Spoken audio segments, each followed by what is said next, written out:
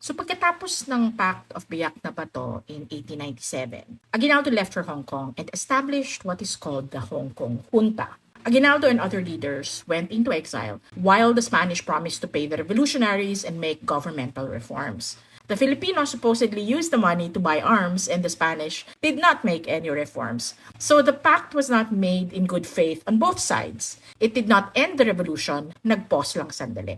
Anywho, etong junta, maraming groovy sa Hong Kong. Itag natin ang mga pictures nila. Marami sila ha, parang may sit sail ang vibe. They had this studio photo, pero mas marami sila dito sa park photo nila.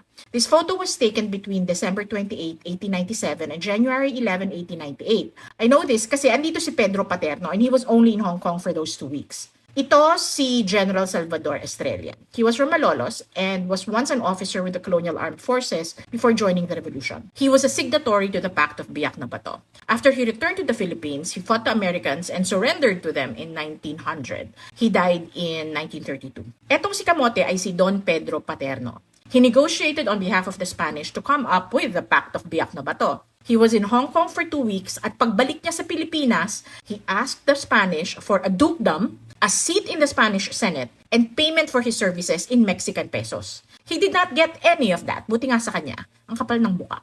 This thin man is Colonel Gregorio H. Del Pilar. He was Aguinaldo's favorite. Aguinaldo was quoted as saying, "He was my man of confidence. I could trust him with everything. Therefore, I had him always at my side until he died." Ito po si General Mariano Llanera. He was from Nueva Ecija.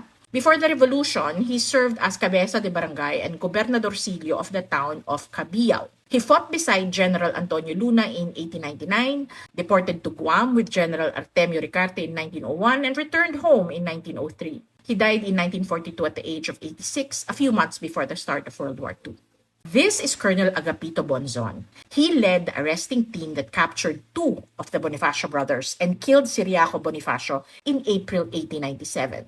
He was rumored to have violated or attempted to violate Gregoria de Jesus. A year later, in April 1898, he burned 300 Kapampangans inside a church in what is now known as the Burning of Macabebe. Ang sama ng ugali, kontrabida vibe si Lolo. Ito po si General Vicente Lucban. He was a revolutionary from ambos Camarines. He led operations in Bicol, Leyte, and Samar. He later served as governor of Tayabas, now Quezon, from 1912 to 1916. Ito naman si Dr. Maximino Paterno, kapatid siya ni Pedro Paterno. Nung Prime Minister si Pedro Paterno, ginawang Secretary of Industry, Commerce, and Agriculture si Maximino. He was also representative of Bongao to the Malolos Congress in 1899. Bongao, di pa sa Tawi-Tawi yun. Taga Maynila siya. Ewan. This is Colonel Antonio Montenegro. During the Philippine-American War, he fought the pivotal Battle of Manila under General Artemio Ricarte. Ito si General Vito Bellarmino. Ang nom de guerre niya ay walang gulat. I imagine na yung tropa niya probably tried to test that claim many times. I would. Yung ganun. Anyway, when they returned to the Philippines, he became the military governor of Albay. He surrendered to the Americans in 1904. He died in 1933 when he was 76. Si Dr. Anastasio Francisco ay isang revolusyonaryo na nangasiwa ng mga hukbo sa Maynila, Tayabas, Laguna, Morong, Bulacan, Nueva Ecija at Bataan. Isa siya sa mga nag-advise kay Aguinaldo na i-execute si Bonifacio. Ito si Commander Benito Natividad. The Spanish executed his rich father in Nueva Ecija, then burned their home and their sugar mill. Benito and his 5 brothers stayed as guests at the house of Baldomero Aguinaldo, the first cousin of Emilio. All 6 brothers then joined the revolution. Benito was one of the signatories of the Pact of Biak na Bato. Si Lino Viola was the military governor of Bulacan. This is Colonel Tomas Mascarto. He was a native of Cavite El Viejo, now Kawit. In 1898, he was a member of the Malolos Congress representing Zamboanga. Pero hindi tagaroan ng pamilya niya.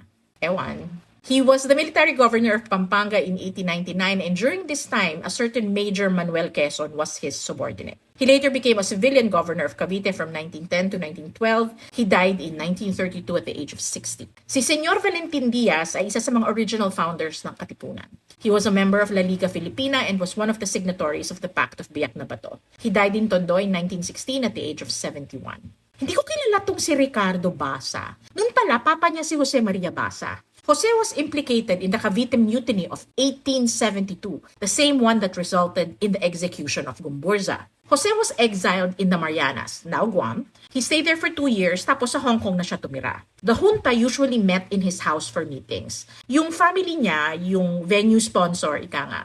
Ito si General Manuel Tino. He was the youngest general of the Philippine Revolutionary Army. He was later elected governor of Nueva Ecija in 1907. Marami sila, so bukas na lang yung part 2. Abangan nyo yung mga hostages nila at ang confidential funds ni Aguinaldo. Exciting ang kasaysayan. O, diba? Meow meow.